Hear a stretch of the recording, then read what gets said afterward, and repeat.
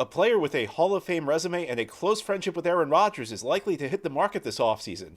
Oh, and he happens to play a position of dire need for the New York Jets. But he's not a great fit for the Jets. That might leave you scratching your head, but I'll explain today on Locked On Jets.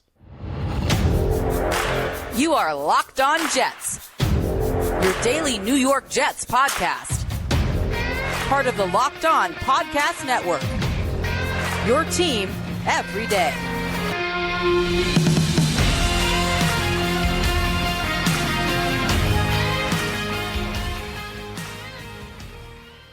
Welcome. This is the Locked On Jets podcast, part of the Locked On Podcast Network, your team every day. It's Monday, February 19th, 2024. Happy President's Day. I'm your host, John B. from GanggreenNation.com.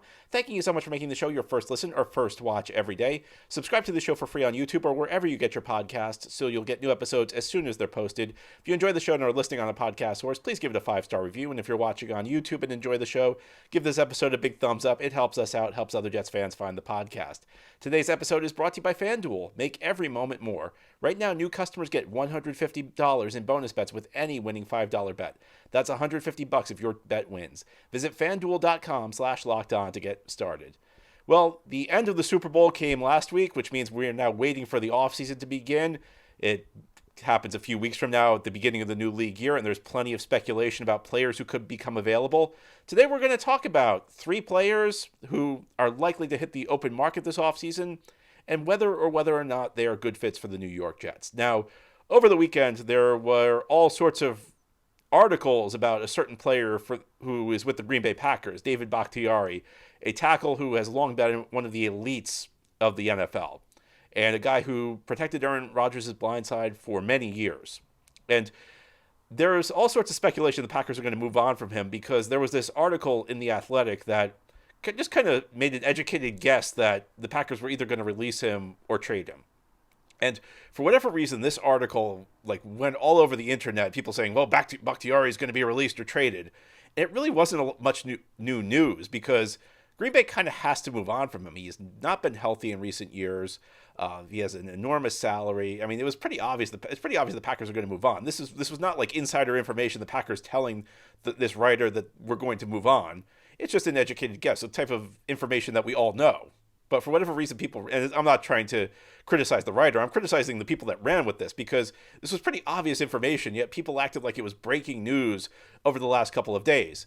That said, Bakhtiari is likely to hit the open market, and the Jets are a team that is going to be linked with him because he has a very strong relationship with Aaron Rodgers. In fact, if you go back to last year, there were reports that Aaron Rodgers kind of provided the Jets with a list of players he was hoping they would bring in.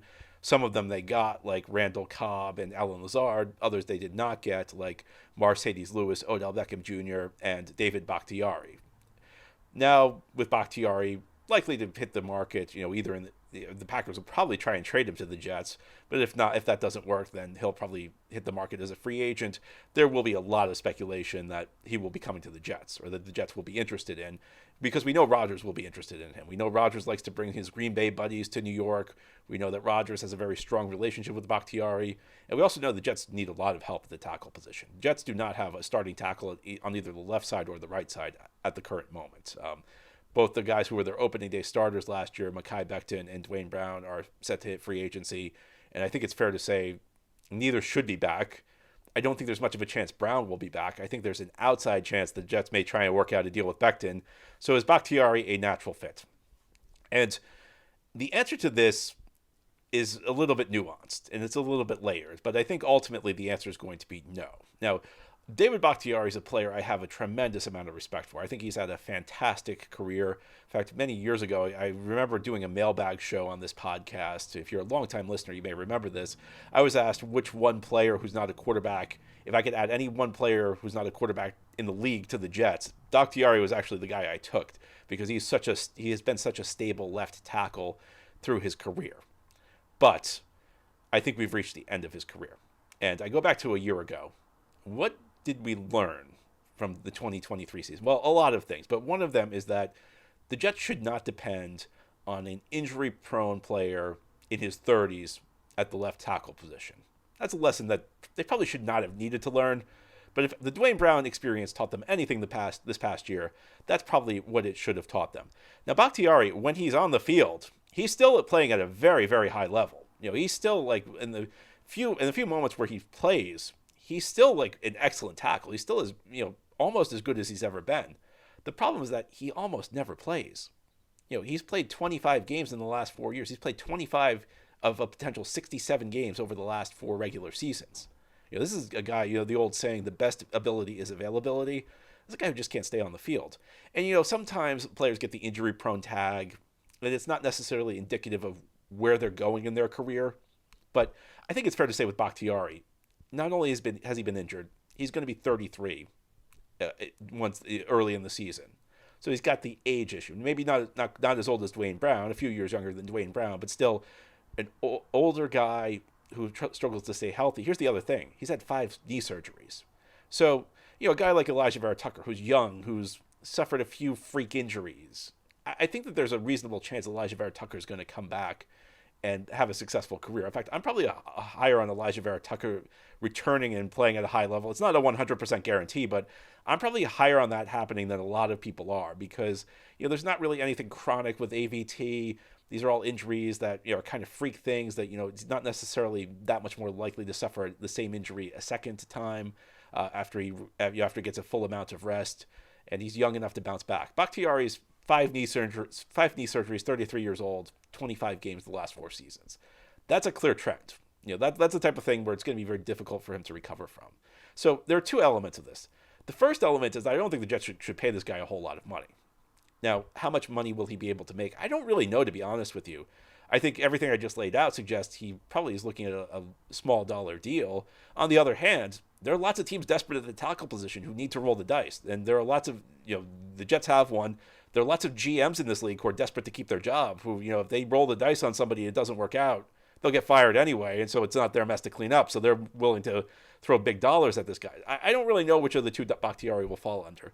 But to me, this goes beyond money. And first of all, I don't think the Jets should throw a lot of money at him because I just think it's too risky. But the second issue is, even if they got him on a minimum deal, I don't think this is the type of guy you can just hand the starting job to because he can't stay on the field. If you bring him in, it's almost like you need a third starting tackle because he's going to get injured at some point. And the move is almost, you sign him, you bring in 2 other tackles, and you say, we know Bahktiari is going to get hurt at some point, so we'll just roll with him as long as he can go. And if we get 3 games out of him, that's 3 more than we were expecting. If we get 5 games out of him, that's 5 more than we were expecting. And you just hope he stays healthy, but you have somebody else ready to step in who can play at a starting level once he gets injured. Either that or you just make him a backup. And if there's like a short-term injury that requires somebody to step in for 2 to 3 games, you hope he can get through that. Because at this point, it doesn't seem like his body can hold up. And to me, this is the point where it's a test of the Jets. Last year, Aaron Rodgers came in and dictated a lot of the moves that the team made, and almost none of them worked out. When we're talking about the receivers they brought in, talking about, whether it was Billy Turner, whether it was having Tim Boyle on the roster. I mean, these moves, at least to a degree, had to do with Rodgers. And the Jets hopefully learned their lesson. Now, we know Rodgers is likely going to be pushing for the team to sign Bahktiari because, this is his blindside protector. This is the guy that was with him for so many years in Green Bay. This is the point where the Jets need to step in and say, no, we're running the team. We're going to bring in the best guys for our team. We're going to make the best decisions possible for the New York Jets. And, unfortunately, Aaron, we value your input, but we're not going to do things just because you want us to, because this is not a move that would be good for the New York Jets. And I mean, the scenarios I laid out just aren't very likely. I don't think Bahktiari is going to accept a backup role, and I don't think it's very likely you're going to be able to get 2 other starters and be able to afford Bahktiari. It just doesn't seem like it's very plausible. So I think the Jets should avoid David Bahktiari, and there's going to be a lot of buzz about him whenever he is eventually released. There probably will continue to be trade buzz about him with the Jets, but I think it's a very poor move. Now, Mike Evans, that's a move that could make a little bit more sense. I think the possibility of the Jets bringing him in, is it good, is it bad? I think it's nuanced. I think there's some good and some bad to that. And I'll explain what I mean as we continue on this Monday edition of the Locked On Jets podcast. Our episode today of Locked On Jets is brought to you by FanDuel. Get buckets with your first bet on FanDuel, America's #1 sportsbook, because right now new customers can get $150 in bonus bets with any winning $5 bet. That's $150 if your team wins. I don't know if you're a basketball fan or not. The NBA All-Star Game was last night in Indianapolis, and it was something else. I'll put it this way. If you bet on that game, I hope you took the over, because there was no defense at all. And there are plenty of basketball fans who are pretty upset today about the level of competitiveness of that game. But the regular season's heating up. A lot of teams are making their playoff push. A lot of teams are trying to get it as sharp as possible for the NBA playoffs. And you can bet on all your favorite NBA players and teams with quick bets, live same-game parlays, exclusive props, and more on FanDuel. Just visit FanDuel.com/lockedon and shoot your shot. Again, it's FanDuel.com/lockedon. FanDuel, official sportsbook partner of the NBA. Thank you so much for making Locked On Jets your first listen or first watch every day. And a big shout out to you everydayers. This is a daily podcast covering the New York Jets. We have new episodes each day through the week, Monday through Friday. And today we're talking about 3 players who are likely to hit the open market this offseason and whether or not they're good fits for the New York Jets. In our first segment, we talked about David Bahktiari, a fantastic tackle who's had a fantastic career for the Green Bay Packers, and why, despite his tremendous track record, despite his relationship with Aaron Rodgers, despite the fact he plays a position of dire need for the New York Jets, he's not a great fit. Let's talk about a guy who could be a better fit, and that's Mike Evans with the Tampa Bay Buccaneers. Now, word came out Monday that Evans and the Buccaneers are still far away from a potential contract extension. This is kind of like a self-imposed deadline, which means it's very likely Evans will hit the market this offseason and become a free agent. Will he return to Tampa? Well, he's had a tremendous career in Tampa Bay. He's been in the NFL for 10 seasons. In each of the 10 seasons, he has posted over 1,000 yards. So a guy is very consistent. If we're talking where he would fit the Jets stylistically, well, Garrett Wilson's not exactly a guy who's a great contested catch receiver. Evans is a big, tall receiver. He's made his career, living on those contested catches. A guy who, stylistically, I think would be a very good fit paired with Garrett Wilson. Now, if you're an everydayer, if you're a longtime listener to the show, you know that I'm not a big fan of the idea of the Jets going all in this offseason. I know they have Aaron Rodgers, but I just don't think this team is particularly close to the Super Bowl. I think there has to be some balance. I think the Jets need to consider beyond 2024. I think they should give it their all to try and win this next season, but they also need to leave themselves enough flexibility to be able to compete in 2025 and 2026. And part of that means investing in younger players. Evans is on the wrong side of 30. You do wonder how much he's got left in the tank, although he still played at a pretty high level this past season. My take on Evans is, look, I don't want to see the Jets bring in guys on the wrong side of 30. I don't want to see them give big, expensive contracts to guys like this, because we've seen this in the past. The Jets frequently pay guys for what they did in the past with another team, and the Jets frequently end up getting the regression the player has as he ages. I think that there's risk to the team getting older. Jets brought in a ton of old guys last year, and it worked out with almost none of them. But I will also say this. I'm in some ways resigned to the idea that the Jets, whether I want them to or not, probably are going to go all in this offseason. If they're going to do the thing I think is wrong, at least do it the right way. And to me, like, Mike Evans would be doing it the right way, because last year the Jets went quote unquote all in, but they were bringing in guys like Alan Lazard and Randall Cobb, and they weren't addressing the offensive line, and they were bringing. They've signed so many older players who couldn't help the team. Even Dalvin Cook, who I liked at the time, in retrospect, that was a really bad signing. A guy who was showing signs of decline. At least with Mike Evans, you get a guy who's been consistent in this league, a guy who's still, again, playing at a very high level. Just posted another season over 1,000 yards. In fact, he just had his most receiving yards since 2018. So, guy who may be on the wrong side of 30, but just had his best season in some time in 2023. And beyond that, I feel like the aging curve for Evans is going to be pretty graceful, from the standpoint that he's not really ever been a guy who's relied on blazing speed or suddenness. So like a guy like Dalvin Cook, if you looked at his numbers with Minnesota, in 2022, they were still pretty good, although you did see some signs of decline. You saw some signs of erosion, but Dalvin Cook's always been a speed guy. And you saw that this past season with the Jets. There were many instances, and I know he plays a different position than Evans, but this past season with the Jets, there were many instances where, he did not really hit the hole that was blocked for him. He tried to bounce it outside and turn what could be a 5-yard run if he hits the hole into a 10, 15-yard run. But you could see the speed wasn't there anymore. And as players age, their style of play impacts how gracefully they age. A speed guy like Dalvin Cook's not going to age gracefully, because when his speed goes, and speed is one of the first things to go when you age at a skill position, you don't have a whole lot left. Evans does. Evans is a guy who, he plays big, he's physical, he's tough, he makes contested catches. Those are skills that age more gracefully at the wide receiver position. And the other factor here is you have a legitimate number one receiver in Garrett Wilson. Last week, and again, if you're an everydayer, you probably heard my show about Brandon Ayuk. And Evans is not the same, not entirely the same receiver as Brandon Ayuk. But one of the things I like about Ayuk is that, he's not a guy you can really push around. He's not the biggest receiver in the league, but he's a guy who thrives against press coverage when corners try and get up on the line and try and play physical with you. That's something Garrett kind of struggles with. And I'm not sure it's the type of thing Garrett's ever going to be able to get over. I don't think it's the type of thing he's going to be able to improve upon all that much, because I think part of it's just like Garrett's not really that big of a guy, and physicality's not his game. Whereas for Evans, it is. So you've got a guy who's a good match. And then, of course, he's playing with Aaron Rodgers, and Baker Mayfield just had an excellent season. But I think it's very fair to reason that Aaron Rodgers is going to be a more productive quarterback. Aaron Rodgers is going to be a better quarterback. Aaron Rodgers is going to put Mike Evans in better spots than Baker Mayfield did this past season. Again, nothing against Baker, who just had a great season, had a bounce-back year when a lot of people had counted him out. But I think it's fair to say, Aaron Rodgers is probably going to get more out of a receiver than Baker Mayfield typically will. So there's a lot here that could make Evans a logical fit for the New York Jets, and I think everybody would be excited if the Jets signed him. The Jets once again would win the offseason. I do have concerns, though. I think despite everything I just said, I think when a guy's on the wrong side of 30, that's a concern. You always do wonder a bit about decline, even despite what I just laid out. I think there's the other element is that the Jets do need to bring in more guys who are going to be part of the core for a longer term. So that's the reason, last week I talked about Brandon Ayuk. If you heard that show, part of it's that, he's entering his prime, which means he's not just going to be here for 2024. He's not just going to be here for 2025 if the Jets get him. He'll be here for a longer term. Whereas Mike Evans, you're probably getting a guy who's a short-term rental.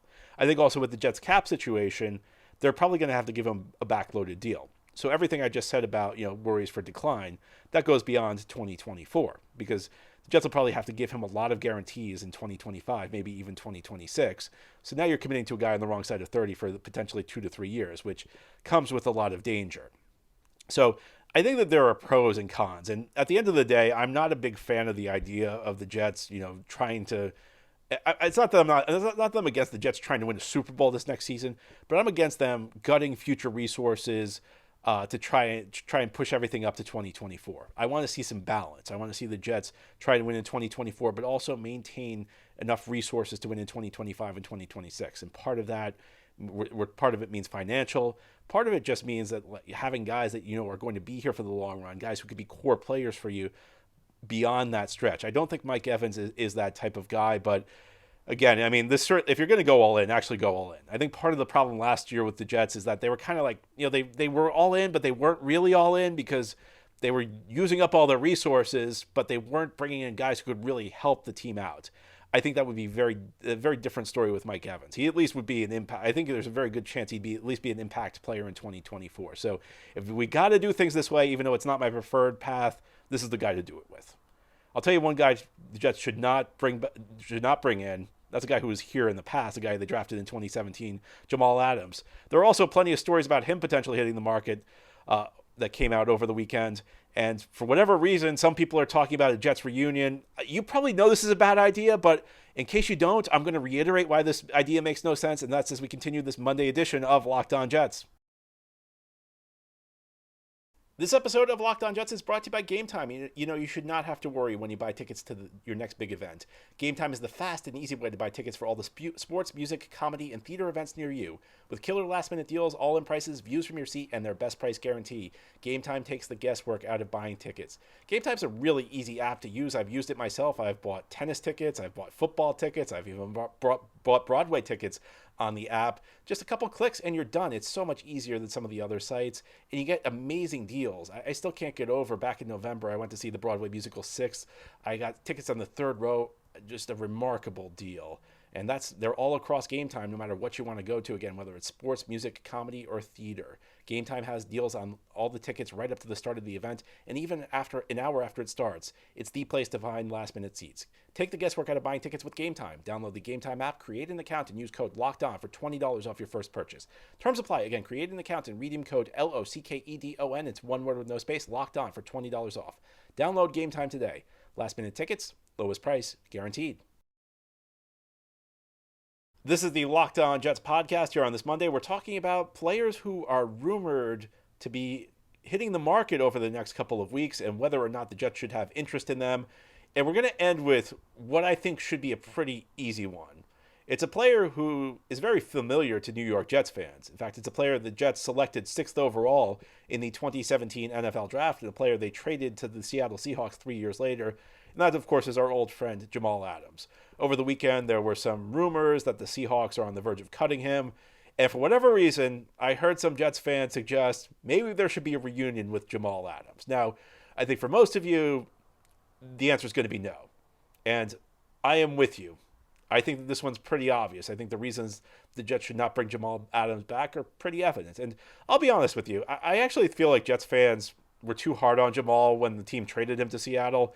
There's a lot of anger in the fan base, and the reason, above all else, Adams wanted to be traded was the Jets were a mess at that point. This was the Adam Gase era. Adam Gase, the head coach, who was legendary for alienating his really good players. So I always felt like maybe fans were a little too hard on Jamal, but the Jets made a great trade. I mean, the Jets made a deal that you do 10 times out of 10 if it's offered. The day the Jets made that trade, I commented that even if Adams was happy with the Jets, even if Adams was not being a pain, you'd still take that trade if it was offered because Seattle so overpaid for his services. And in that deal, the Jets got 2 first-round picks and a third-round pick, which eventually turned into Garrett Wilson and Elijah Vera Tucker. The Jets actually traded up with the third-round pick and one of the first-round picks to get AVT back in 2021. And then they took Garrett Wilson with the second pick they got from Adams in 2022. So they got Garrett Wilson and Elijah Vera Tucker for Jamal Adams. That's a fantastic trade, I think, by any standard. And it's only gotten better because Jamal Adams' play has completely collapsed in Seattle. Now, part of it's been due to injuries. He's been banged up, and that's part of the reason Seattle's probably looking to move on at this point. But these are also reasons the Jets should not look to bring him back. I don't really have a big issue with the way things ended with Jamal Adams in New York. I mean, most of the people who were here for that with the Jets are gone. Adam Gase is no longer the coach, so there's no more bad blood there. Maybe there is a little bit with Joe Douglas because Douglas was the GM near the end of Jamal's tenure.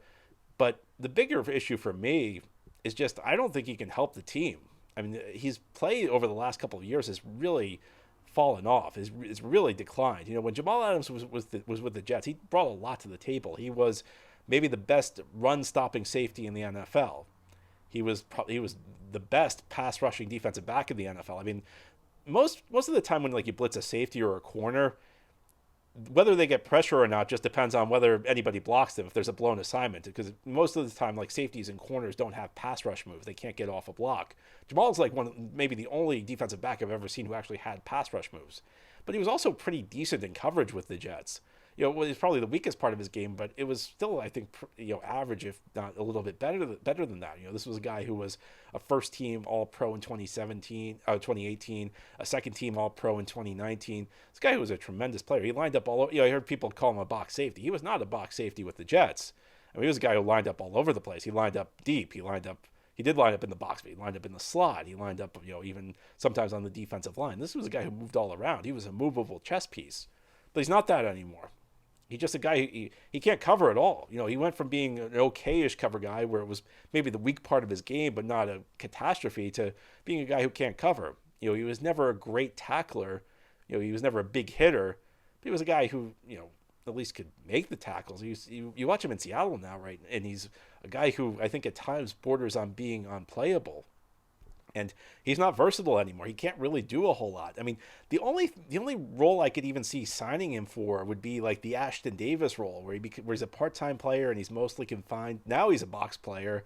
He's mostly confined to the box, so whenever he plays in coverage, he's going to have help over the top, and maybe you can channel some of his old aggression to play the run. But the problem with that is I don't want a guy who's a big personality in the locker room for that role. I mean, I think Jamal's Jamal's biggest defender would say, he's a big personality. And that's the type of thing you tolerate when when the guy's giving you a lot of production. You can deal with a guy, maybe being a little over the top, being a little exorbitant, if he's like one of your star players, as he was with the Jets. But I don't know that I really want a part-time guy who tries to draw as much attention as Jamal tries to draw himself, because Jamal's a guy who likes to be the center of attention. And I don't know that he's really going to transition well into like more of a part-time role, into being more of a role player. And it's not like the Ashton Davis role is that hard to fill.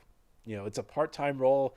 It's a role a lot of safeties should be able to fill. In fact, Ashton Davis filled it pretty well this past season. He's a free agent. He's a guy the Jets should bring back. The only rationale I could see for bringing Jamal back otherwise would just be like, I don't know, a reunion because the Jets drafted him or something. Or maybe it's because like the Jets want to dunk on Seattle, say we got all this stuff for Jamal and now we ended up getting him back in return. And to me, those are just not very good reasons to make a deal.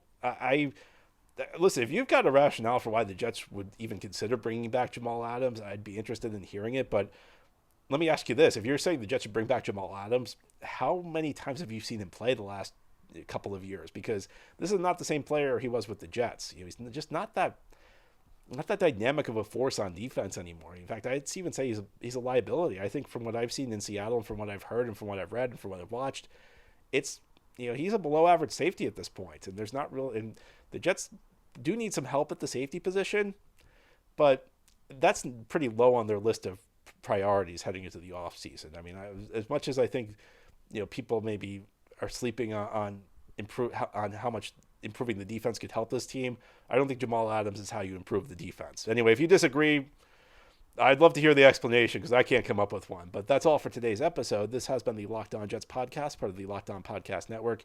Your team every day is our motto. As always, if you enjoyed the show, hit the subscribe button where you're watching or listening so that you'll never miss an episode.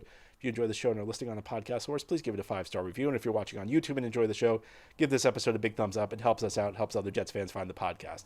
Have a great Monday, everybody. We'll be back tomorrow to talk more Jets.